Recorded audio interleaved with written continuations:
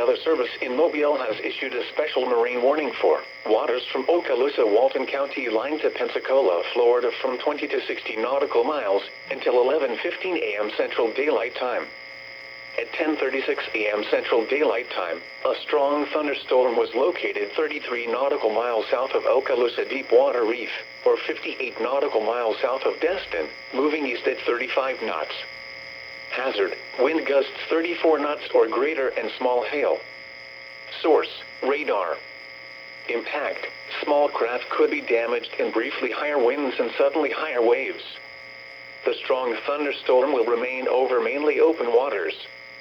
Repeating, a special marine warning has been issued until 11:15 a.m. Central Daylight Time for the following marine location: waters from Okaloosa, Walton County line to Pensacola, Florida from 20 to 60 nautical miles.